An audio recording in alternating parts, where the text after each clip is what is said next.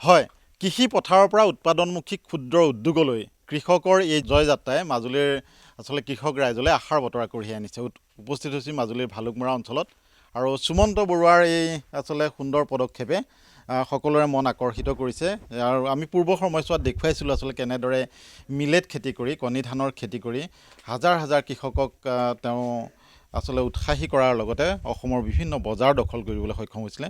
অসমৰ আচলতে উজনিৰ পৰা নামনিলৈকে বহু বজাৰ তেওঁ দখল কৰি ইয়াৰ যোগেদি কেনেদৰে স্বাৱলম্বিতাৰ এক নতুন পথ উলিয়াব পাৰি তাৰ চিন্তা, তাৰ উদ্ভাৱন আৰু শেহতীয়াকৈ তেওঁৰ এটি ক্ষুদ্ৰ উদ্যোগ, এই উদ্যোগতে এতিয়া বিভিন্ন ধৰণৰ তেওঁ উৎপাদনমূলক আচলতে খাদ্য প্ৰস্তুত কৰিছে আৰু সেইসমূহ পেকেটিং কৰি অসমৰ লগতে ভাৰতবৰ্ষৰ বিভিন্ন ৰাজ্যলৈ সেইসমূহ প্ৰেৰণ কৰিছে। এয়া হৈছে এজন কৃষকৰ চমৎকাৰী উদ্ভাৱন। সুমন্ত আছে মোৰ কাষতে। সুমন্তৰ বহুখিনি নিউজ আমি কৰিছোঁ আগতেও, আৰু এই উৎপাদনমুখী যি চিন্তা আৰু কি পৰ্যায়ত পাইছে, কি তুমি এতিয়া নতুনকৈ পেকেজিং কৰিছা, এই উদ্যোগৰ বিষয়ে আমাক অকণমান কোৱা। হয়, প্ৰথমে মই সকলোকে ধন্যবাদ জনাইছোঁ যে মই এজন কৃষিৰ লগত জড়িত ব্যক্তি হিচাপে আমাৰ ঘৰখনে বিভিন্ন সময়ত ঋতুকালীন শস্য উৎপাদন কৰি আহিছোঁ আৰু লগতে মই এটা অসমতে পোনপ্ৰথমবাৰৰ বাবে খেতি কৰিবলৈ সক্ষম হৈছিলোঁ। সেইটো হৈছে কণী ধানৰ খেতি।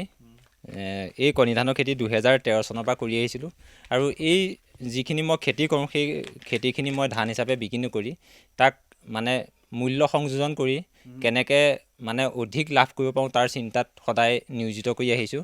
আৰু 2013 চনৰ পৰা এই যি মই কণী ধানৰ খেতি কৰি আহিছিলোঁ, ইয়াৰ মানে খুব ধুনীয়া বজাৰ পাইছিলোঁ আৰু সেই বজাৰৰ সুবাদতে মই এইখিনি চাউল প্ৰস্তুত কৰি পেকেজিং কৰি অসমৰ বিভিন্ন জিলালৈ প্ৰেৰণ কৰিছোঁ। মাজুলীতো আপোনাৰ বেচা বিক্ৰী কৰি আহিছোঁ আৰু আমি সেই যিহেতু মিলেটটো আমাৰ শিশুৰ পৰা বৃদ্ধলৈকে যিহেতু খুব এটা ভাল খাদ্য, প্ৰ'টিন, ভিটামিনৰ পৰা ধৰি মিনাৰেলছ যিখিনি আছে সেইখিনি আমাৰ শিশুৰ পৰা বৃদ্ধলৈকে যিহেতু খুব উপকাৰী হয়, সেইকাৰণে আমি ইয়াৰ পৰা আমি 3টামান প্ৰডাক্ট মানে প্ৰস্তুত কৰিছোঁ আৰু আমি এই কণী ধানৰ পৰা চাউল হিচাপে বিক্ৰী কৰি আহিছোঁ আজি 10-12 বছৰ ধৰি। মিলেটৰ পৰা প্ৰস্তুত কৰা এটা মানে সামগ্ৰী উলিয়াইছিলোঁ, সেইটো নাম হৈছে মধু চুজি। এইটো খুব ভাল হৈছে খাবলৈ। নিশ্চয়কৈ মই আৰু অকণমান আচলতে কেমেৰাত দিব্যই দেখুৱাব। মধু চুজি, মধু হৈছে সুমন্তৰ পিতৃৰ নাম, পিতৃৰ নামতে তেওঁৰ এই ক্ষুদ্ৰ উদ্যোগটো। আমাৰ মাজুলীৰ নামকৰণেৰে আচলতে মধু চুজি উৎপাদন কৰিছে কণী ধানৰ পৰা। কণী ধানৰ বিভিন্ন কেইটা প্ৰকাৰ আমি পূৰ্বৰ সময়ছোৱাত খেতি কেনেদৰে কৰে সেইসমূহ পথাৰলৈ নি আচলতে দেখুৱাইছিলোঁ আৰু তাৰ পৰা উদ্বুদ্ধ হৈ বহু কৃষকে খেতি কৰিবলৈ আৰম্ভ কৰিছিলে। কণী ধানৰ পৰা চুজি, মধু চুজিৰ উপৰিও সুমন্তই প্ৰস্তুত কৰি ওলাই আছে তেওঁৰ ক্ষুদ্ৰ উদ্যোগত মধু আটা, foxtail millet, pearl millet, finger millet, wheat, red rice, black rice, এইসমূহ আচলতে বিভিন্ন ৰাইচ ইয়াত আছে আৰু সেইসমূহ সকলো মিহলি হৈ আছে এইটো আটাত ন। গতিকে ই অতিকে পুষ্টিকৰ খাদ্য আৰু থলুৱা অৰ্গেনিকভাৱে প্ৰস্তুত কৰা কৃষি পথাৰৰ পৰা উৎপাদন হোৱা এইসমূহ শস্যই মানৱ জীৱনলৈ খুব সুন্দৰ বাৰ্তা কঢ়িয়াই আনিছে। মাজুলীৰ পৰা যে এনে এক সুন্দৰ এটি উদ্যোগৰ জৰিয়তে জনজীৱনলৈ এক আশাৰ বতৰা যে কঢ়িয়াই আনিছে, ই নিতান্তই আচলতে খুব এক ভাল খবৰ, যি কৃষক ৰাইজৰ লগতে সমগ্ৰ মাজুলীবাসীক গৌৰৱান্বিত কৰি তুলিছে। আটা হৈছে, আটাত এইসমূহ আচলতে মিলেট ইয়াতে নিহিত হৈ আছে।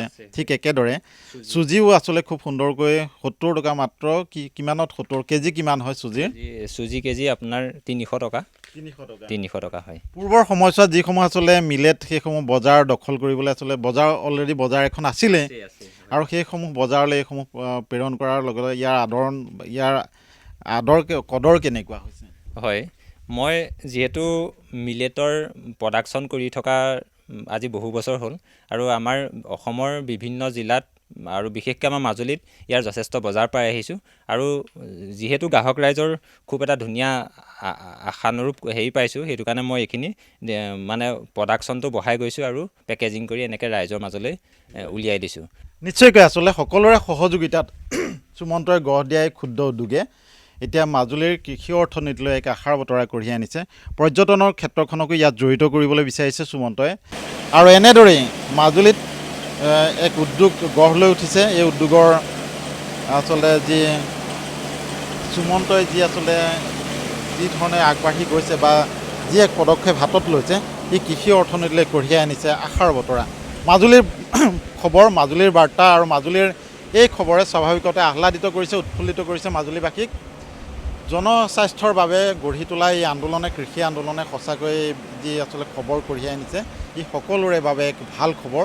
আৰু এই খবৰে সমগ্ৰ মাজুলীবাসীলৈ ভাল এক বাৰ্তাও দিছে আৰু সমান্তৰালভাৱে কৃষি অৰ্থনীতিৰ এই পৰিৱৰ্তন, কৃষি অৰ্থনীতিৰ এই উত্তৰণ, কৃষকসকলৰ এনে চিন্তাশীল উদ্ভাৱনশীল কৰ্মই আচলতে সমগ্ৰ মাজুলীৰ লগতে অসমৰ কৃষক ৰাইজকো উদ্বুদ্ধ কৰিবলৈ সক্ষম হৈছে।